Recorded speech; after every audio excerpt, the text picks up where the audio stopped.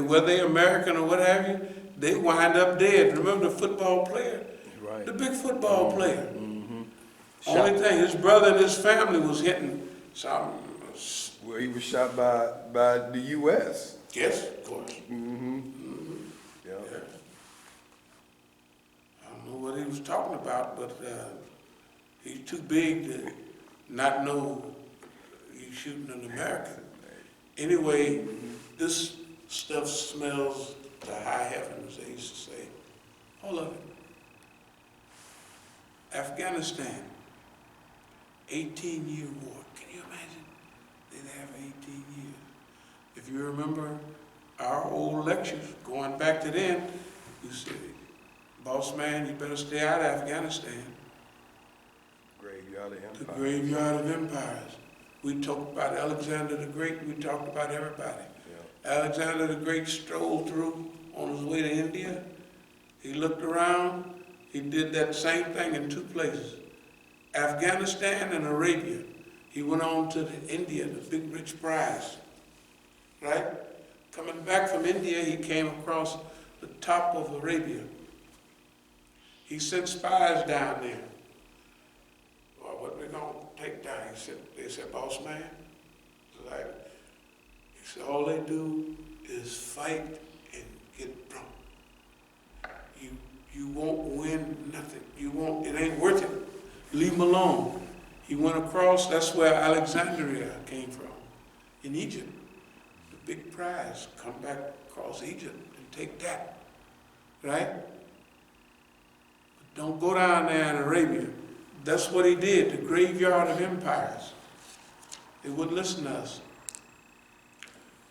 Remember Iraq, we had 2003, I think it was March 20 something when they invaded. A few days before that, across the world, it was either 35 or 43 million people in demonstrations, right? London, it was 4 million. Here, 500,000, right? 500,000, that's a lot of people. That ain't no joke. That's twice the size of the March on Washington.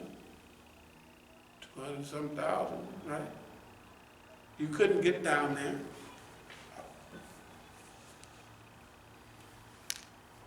Look what's happened. From then up to now. Destabilization, that's happened. Temporary transformation, that happened. Organizing of unity of opposition. You don't think the white man is mad about, remember how alone Iran used to be? And we tease it. I told y'all the other day that we tease them to make fitna for the people there. That's not cruelty.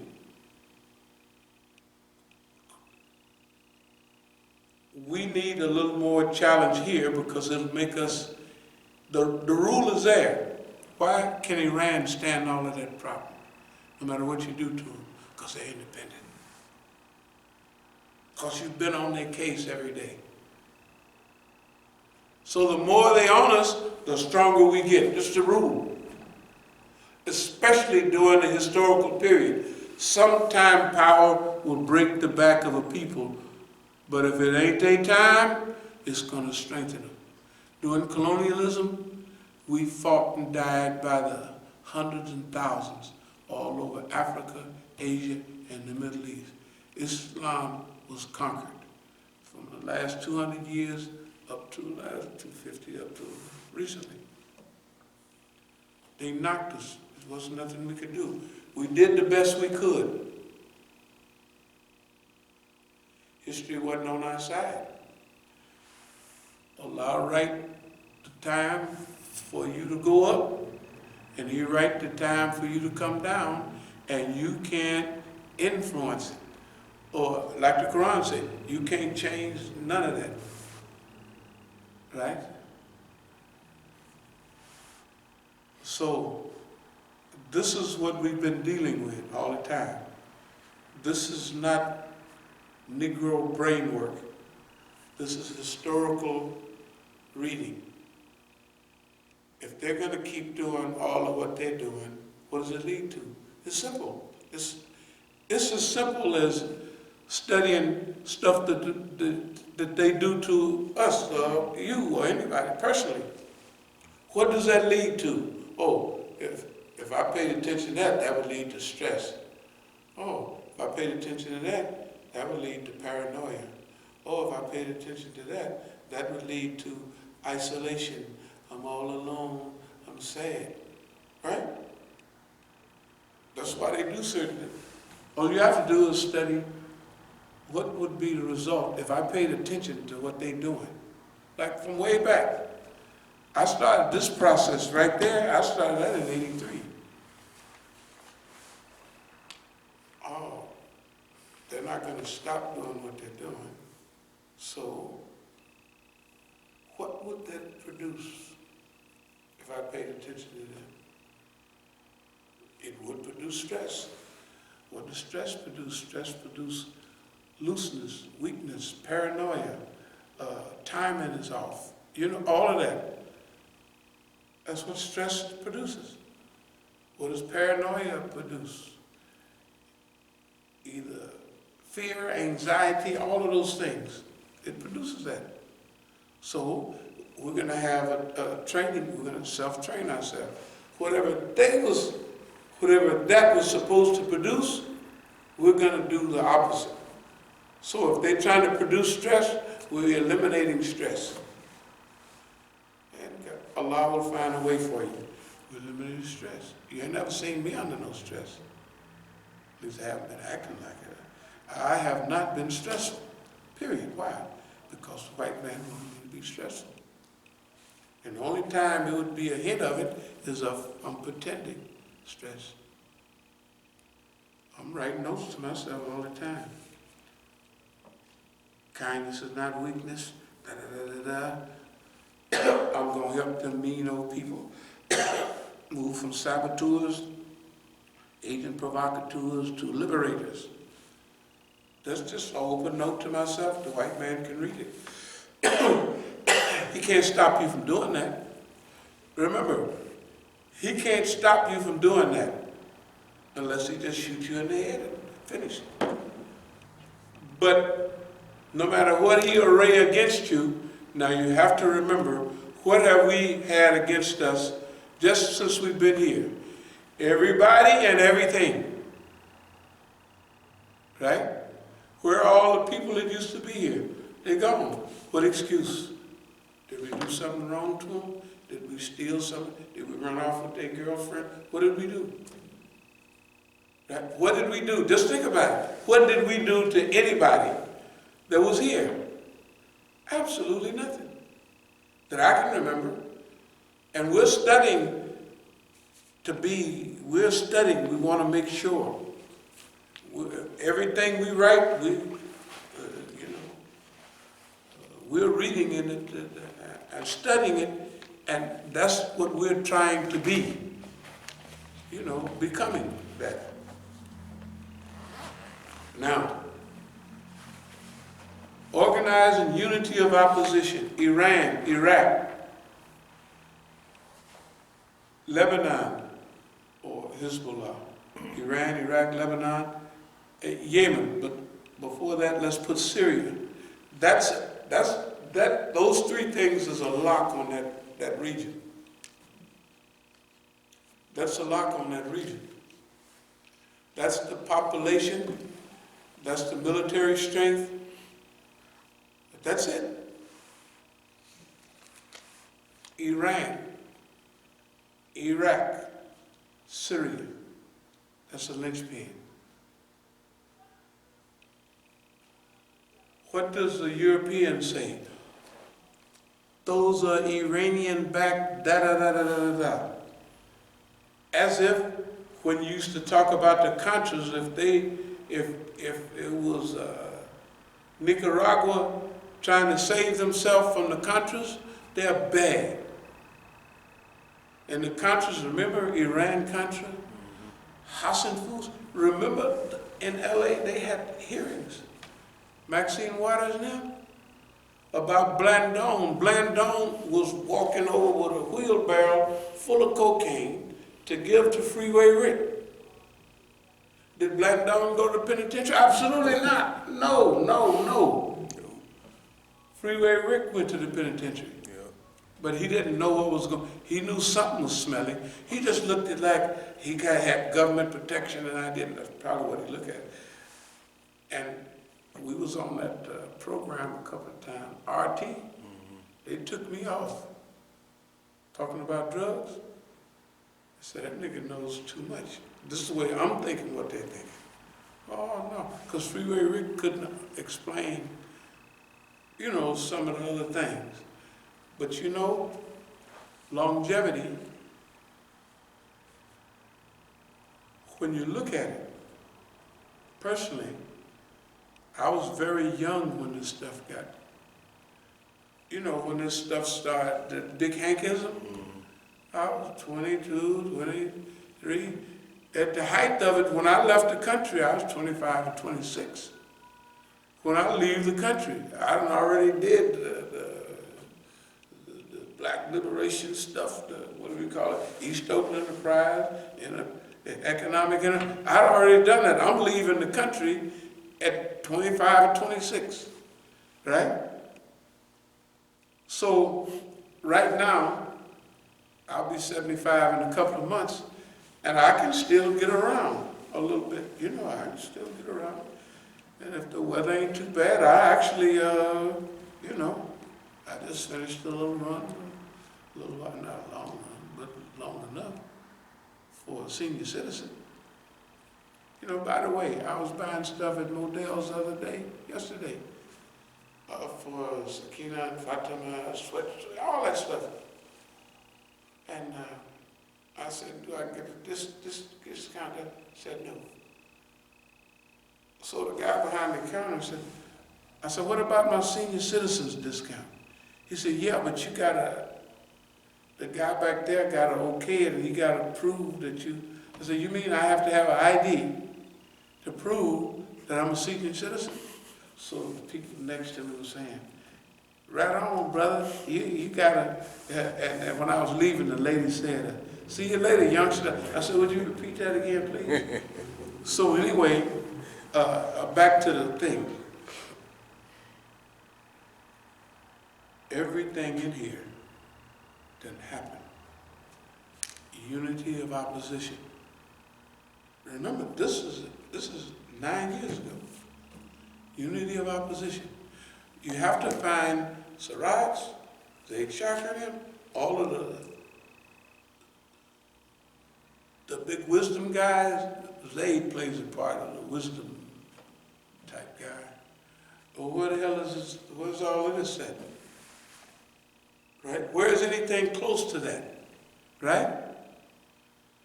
Siraj was on that other night. Last year was a Press TV. Poor Press TV. Okay, I'll get to this. Now, last night was a sign for this morning about this semi-consolidation, consolidate unity of opposition. When you attack everybody, don't forget Yemen. When you attack everybody at the same time, right? You try to destabilize everybody at the same time. Either they're going to be destabilized or they're going to get tighter, right? Okay. Our belief kind of goes like this, on this. When we travel around the country speaking at this university, that university, and a lot of our Iranian brothers was having programs in support of the Islamic Republic, I knew that I was under direct supervision of the United States government. I mean, close scrutiny. And I knew that if they followed me from this place to the other, they would know who the guys there that would show them where the strong points is and the Iranians is left. I had to make a decision. And my decision was based off Iranians themselves. I don't know whether it was pride or arrogance or stupidity, but they would talk to the FBI. The FBI would come and they were students. So if they wanted to pull a raid on Iranians, they would have to bring, in those days, they don't have to do it now, they would have to bring immigration with them. And the immigration would say, we want to see your I-94, whatever, I don't know what it is, it's you know, the immigration form, da, da, da, da. So the FBI couldn't do it, but the FBI could be right there with immigration as they go through it. Anyway, I had a choice to make. Will I continue to go around to all of these places and highlight the strong points of the Iranian resistance here in America? Well, I continued to do it, although I was monitored, because I figured they already knew where he was, right? Because they're talking to the Iranians, and the FBI is, I looked at what they was doing here. I came through here a couple of times, you know, in the old days, and I saw what was happening, all of that stuff. Anyway, I came to the conclusion that it would be, I could do more in inspiring them. They're in the country, they don't live here, and they got them isolated and cut off. Every university, the university security is on them, plus the FBI, you know, after you take their spies and everything. And remember, the first coup by the CIA was Iran, and Guatemala next, 53 and 54. The CIA was formed and structured by who? Anybody know? The Nazis. The Nazis. Sieg Heil. Sieg Heil. That's the OS. Huh? The OS, what they call it. Oh, it used to be the OSS. Right. Overseas Submarine. It was OSS to 1947. After that, they changed it to the CIA. The first coup was in Iran. One thing about it, their coups never changed form too much. They tried it in 2009, right? They tried every time. Have an armed, tough group of guys. In 53, they had the people at the Zul-Khanis. Zul-Khanis means house of power. Iran have a physical fitness thing, them big bowling ball looking thing. I don't know if you ever saw them. Kettlebells. Right, they roll them around. That's their physical, that's their strength. And they got all the guys from Zul-Khanis, the house of power, which is a gym. They organized them, paid them a few dollars, and they caused all that fitna.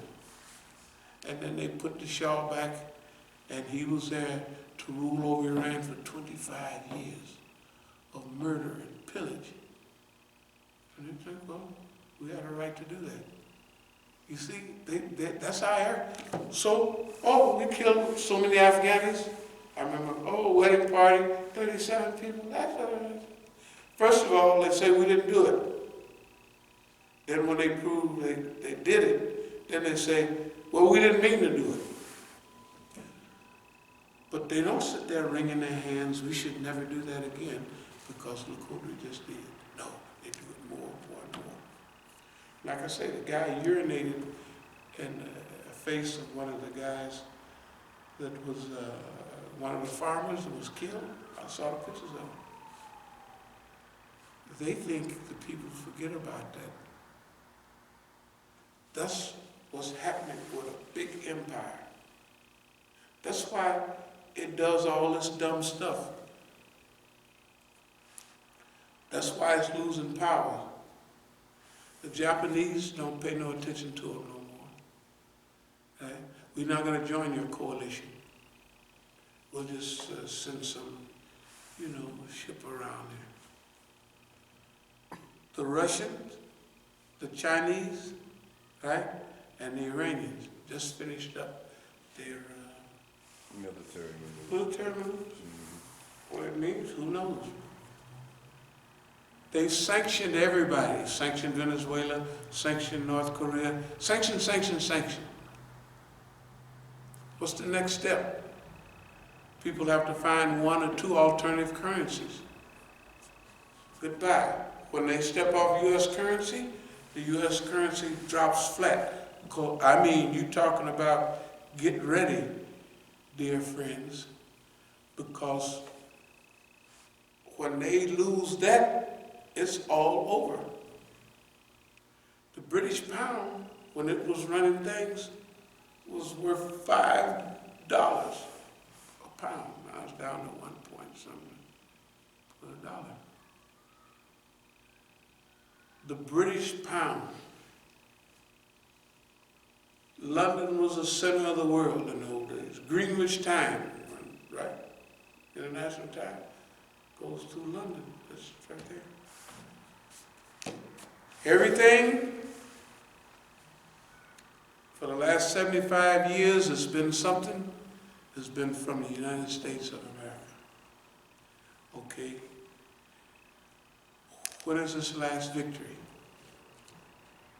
Who loves America? Nobody. That's right.